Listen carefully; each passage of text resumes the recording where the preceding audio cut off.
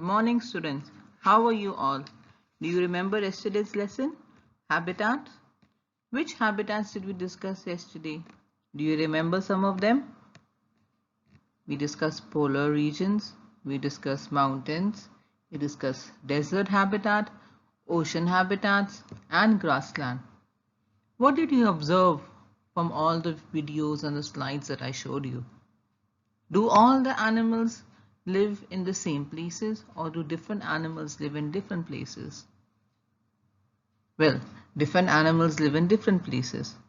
This is because their body is adapted. That means their body is changed to live in different places. You cannot ask a polar bear to come and live in the desert. You cannot put the camel in the polar region. So they are different. Today your lesson is about animal adaptations. Your learning objective for today is to explain a range of animal adaptations and how they help survival in different environments. And your success criteria, that means in the end of the lesson, you will be able to identify key features of 4 different environments and to explain how the key adaptations of different animals help them survive in their environment. That means that if you have 4 different environments, what are the things that are there and which types of animals live there. This is what your success criteria is going to be. The key terms for your lesson are environment, the surroundings and condition an animal lives in. Survival, the fight to stay alive. Adaptation, the way an animal has changed to become better and able to survive in its environment. Camouflage, to hide or disguise yourself. Prey, an animal that is hunted and killed for food. Insulation, a layer of padding to keep animal or a person or plant warm. Like how when we're feeling cold, we wear sweaters, that is insulation for us. Minimize, to reduce something to its lowest level. Carnivore, animals that only eat meat. Herbivore, animals that eat vegetables. Omnivore, that means eat meat and vegetables. We eat meats and vegetables also, right? So different environments, conditions for different habitats. Now this is something that is going to be a little tricky. I want to review what you have learned yesterday. These are names of some habitats: rainforest, desert, mountains and polar. But the answers are not correct down. You have to think, and then we will go to the next slide to see if the answers that you thought were correct are right or wrong. Yes, you were right. I hope you were right. Rainforest is hot and humid. There's a lot of predators. There are lots of leaves, and there's a competition for sunlight, water, food and nutrients. Deserts are hot and dry. Again, there's a competition for water because there's no rainfall. It's windy, it's sandstorms. The distance between food and water supply is a lot. And it's very hot in the day and it's freezing at night. Mountains. At mountains, it's very cold temperature for most of the year. And on the top of the mountain, the oxygen level is low at high altitudes. Food is very difficult to catch. And the ground is also not even. It's difficult to walk. And there is very few nutrients in vegetation. Polar regions. Temperatures rarely go above freezing. That means the temperature of the polar region is always 0 or below 0. 0 degrees Celsius. That means the freezing point of ice. A lot of prey lives in the ocean. That means animals that can be eaten. Very bright sunlight reflects off the snow. The icy ground can be very slippery. And there's a strong glare. That means something that shines and comes into your eyes, like from the sun, from the snow and the ice. So, if you've got all 4 correct, claps for you. So what is adaptation? Adaptation is a process of change by which a species can become better suited to the environment. Now you can see this is the same tree. During the summers and during the spring season, during the autumn and the winter, you can see how the leaves and how the tree has changed. During the spring, this is a plant adaptation. During the spring, it's very green. During the summers, it becomes a bit dull. And autumn, that means it becomes red and it starts falling off. Whereas in the winters, the leaves become bare. That means there's no more leaves there. So how do animals adapt? That is the main idea. Each animal has a certain feature that helps it to adapt to its environment. For example, polar bears don't hibernate. Normally, all the other bears hibernate. Hibernate, if you remember, is when you sleep in the winters. So polar bears, the bears that are living in the polar region, they don't hibernate like the grizzly bears, because polar bears have features to adapt them to cold weather. They have thick furry coats. They have a layer of fat under their fur. They have hair on their paws that helps them to avoid slipping on the ice. And these animals adapt themselves to changing environment. Another animal that I will show you is an Arctic hare. The Arctic hare has brown fur in the warmer time. That means in the spring and the summer and towards the autumn time. And when it starts to get cold in the winter, it becomes white. Its hair grows longer and thicker in the winter. They have strong claws to dig in the hard snow. Not all the hares they become white. Only Arctic hare becomes white. So its body is adapted to live in the colder regions. So people cannot find it in the snowy region and eat it up. That's the way it's protecting itself. Sloth. Sloth is an animal that is found in rainforest. They have very sharp claws which help them to live on and climb on trees. Sloths spend most of their time living on treetops to avoid animals to eat them. Green algae grows on the sloth's fur, which helps the animals to camouflage, that means hide from other animals.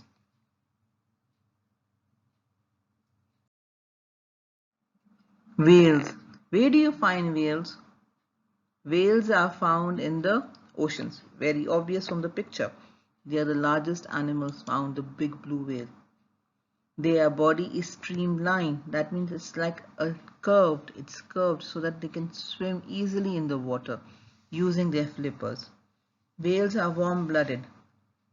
That means the body temperature is the same. They don't change the temperature. They have a layer of blubber. Blubber means fat. They have holes on the top of their heads that helps them to breathe in air and out.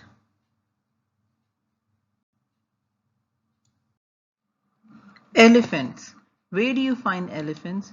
Elephants are adapted to live in savannas or grasslands, forests and deserts. Their feet are cushioned to help them walk silently to avoid predators. Elephants have very large ears to help them cool them down. They also have a long trunk that they use for making showers, for trumping sounds and picking up things and eating their food. Arctic fox. By the name we can see it lives in the polar region. It lives in the North Pole, and you can come to know they are adapted. These are foxes who have white fur so they can hide and camouflage. Camouflage means to hide in the snow. This protects them from predators and helps them to sneak up and catch up other smaller animals and eat them. They have other adaptations also. They have small ears, they have small noses so that they don't lose heat. They have thick fur and furry foot pads to keep them warm so they can survive much better in the polar regions. But do you think Arctic fox can live in the desert? No, they cannot live in the desert because their fur is so thick, they will be feeling hot so fast. So different animals in different places, as I said before. Walrus. A walrus is an animal that lives in very cold places. The bottom of a walrus flippers are bumpy, so that when they are on the ice, they can stay there for a longer period of time. Walrus have tusks that help them to climb out of water. They can live in the land, they swim in the water. When they are in the water, when they want to come up on the icy snow, they put their tusk inside the snow and then they push themselves up. They have a thick layer of fat inside their body, under the skin. This layer of fat helps them to keep warm. Porcupines. Porcupines are found in forest. They have sharp quills to help them if they are in trouble with any other animal. Do you know they even turn into a small ball and roll away? And the quills are very sharp. They are great tree climbers. They have thick pads under their paws. So this is one great adaptation from porcupine. Snowy owl. Snowy owl, as you can see, it's adapted to live in the cold places. They have thick layers of feathers. This is not the same owl that we find in the deserts and in the forests. They are different. You can see by the shape and by the fur. They are white to help them to camouflage in the winter. Their legs are also covered with feathers to keep them warm, so they don't feel cold. Whereas other owls, they are brown in color. They do have the same eyes. They have less fur and they can stay in hot places. But snowy owl, it lives in cold places. Snowy owls are also well adapted predators. They have large eyes to help them see their prey, and they have asymmetrical ears. That means ears that they can help to hear their prey. Asymmetric means towards attached to the body. Their silent feathers help them to sneak up, come slowly and eat the animal they want to. This is what a basic feature of snowy owl is. Now, this is an animal that we know a lot. Obviously, it's a camel. And where do we find it? We find it in the deserts. It has 3 rows of eyelashes. It has thin slot-like nostrils. It can consume 46 liters of water. Wow! It has thick fur on top of the body, thin fur everywhere else. Here it's thick and down it's thinner. It can run up to 40 meters per hour in a splint, that means in very fast in one time, or maintain 25 meters per hour for up to an hour. For 1 hour they can go for 25 meters per hour, and if you want to finish the race you can go to 45 meters per hour also. And they have very large feet. And we know one very basic adaptation of camels, that they can stay hungry and thirsty for a long period of time. They have a hump where they store the food and water. Adaptations of a snow leopard. It has small eyes or pupils. It has enlarged nasal cavity, a broad nose, short body parts, limb and ears. That means its body is not that long away from the ground. Ability to eat an animal 3 times its size. You can see its body, it can eat 3 times its size. Thick fur on the soles of the feet. Thick white coat and a long tail. Now in the few slides that are going to be coming, you will come to know about each and every part, why each and every part is very important. Adaptation of a snow leopard. And this leopard is found in the colder regions, as the name tells you. A spider monkey lives in forest. It has long arms and legs and a long tail. It has a long strong tail. It has brown, grey or red fur. It has an omnivorous diet. That means it eats. It lives high up in the adaptations of a polar bear. We have done this a little bit before. Now let's do it in detail. They have white fur, but underneath their fur they have skin that is black. They are very good swimmers. They have hollow transparent fur. They have long thick claws and curved claws to help them to move on ice. They have thick layers of fur and body fat. They have large paws. Now, what is the point of an camel having all these adaptations? It can run up to 40 meters per hour or maintain 25 meters per hour for an hour, because to travel quickly across the desert, to cover long distances, to allow air to move underneath its stomach and cool them. It can consume 46 liters of water in one sitting. Water is scarce, that means there's very less in the desert. And if they drink a lot of water, they can store it in their hump and then use it over the days.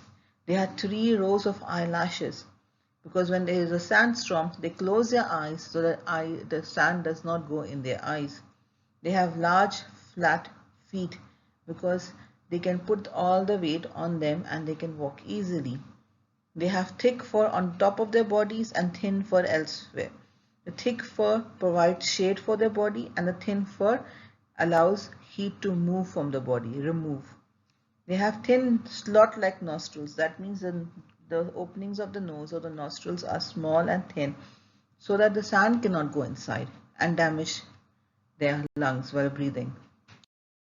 Snow leopard adaptations. Now, what is the point of snow leopard's adaptation? It has a thick white coat to keep warm and blending with its surroundings, because it is living in the colder region and mountain region.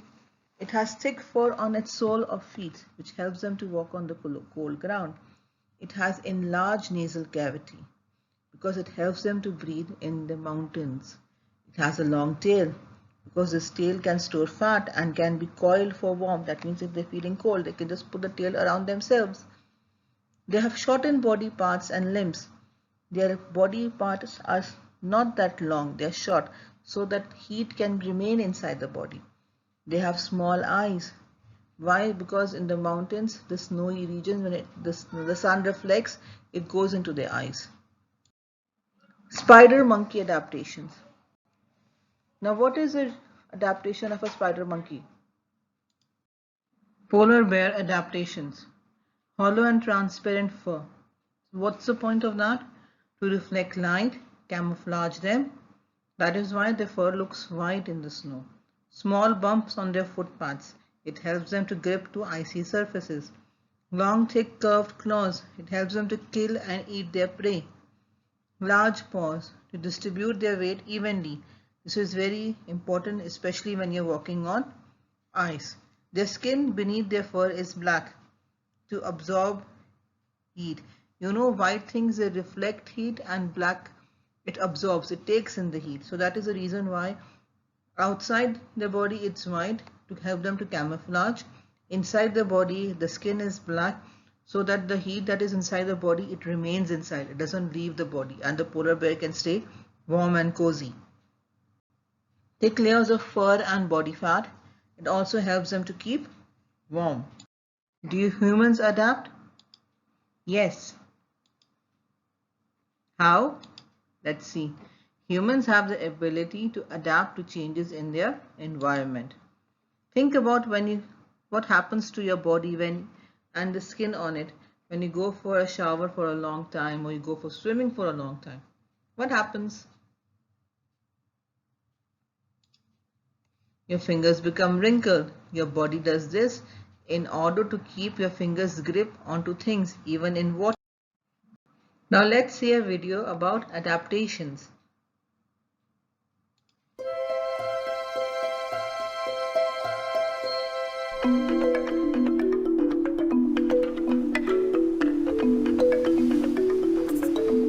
Our planet, a world of shifting landscapes, each with different challenges for the creatures who make it their home. Diving deep under the water's surface, we can see how one animal has evolved for the underwater world it inhabits. The octopus. With its 8 arms, it propels itself along the seabed, sometimes swimming, climbing over rocks, feeling its way. The suckers covering its body are taste receptors. Imagine your body covered in hundreds of tongues. What would you taste as you moved along the ocean floor? The octopus is a master of disguise. Being spineless, without a single bone in its body, means it can do this. Squeeze into a tight spot and disappear when necessary. Like the octopus in the ocean, animals and plants all over the world have special ways of surviving in the place where they live. Their habitat. Whether it's woodland, water, deserts, or mountains. A habitat holds everything a creature needs to live and grow.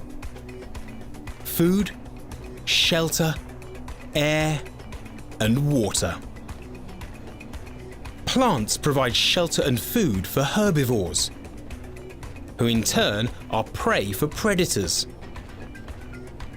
In one way or another, they all depend on each other. And they all have evolved and adapted to the place that they call home.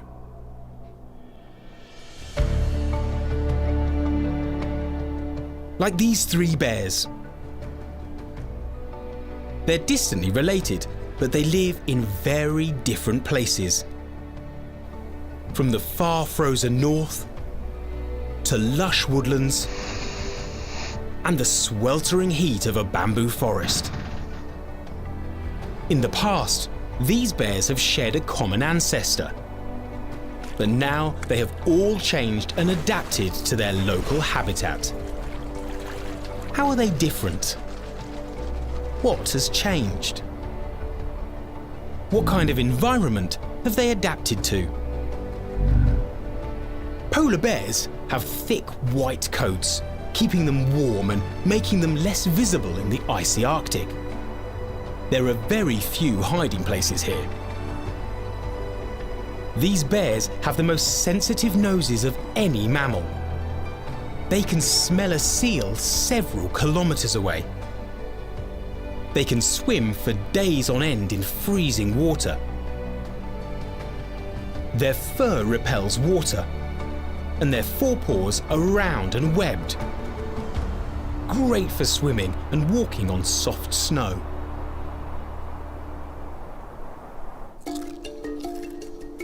Giant pandas spend their days searching for and eating bamboo.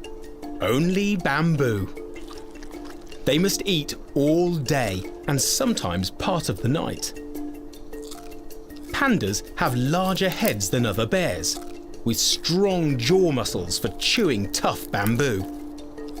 They also have another unique feature. Because they spend all day stripping the leaves from branches, they have an extra thumb.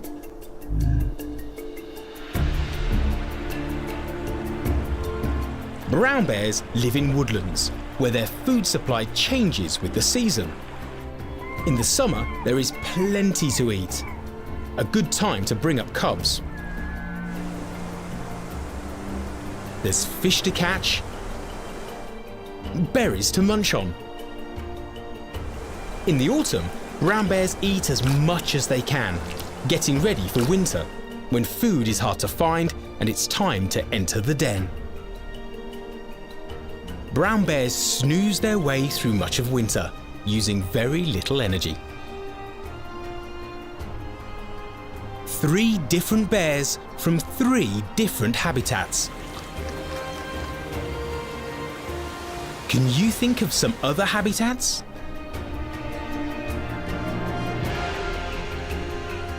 Can you think of the animals and plants that might live there?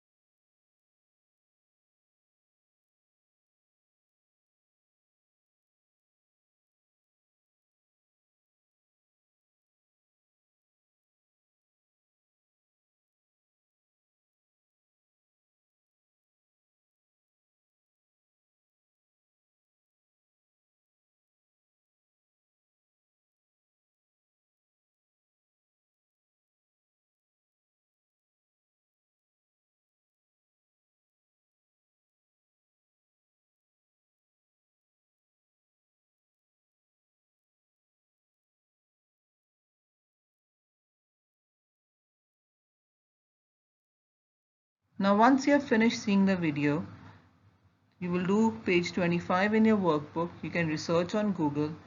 You're going to solve the worksheet that is uploaded in Horizon and follow the given instructions. You're going to complete your work, click a picture of it, attach the photo on Communicate and send it with your name and class. Have a great day and stay safe.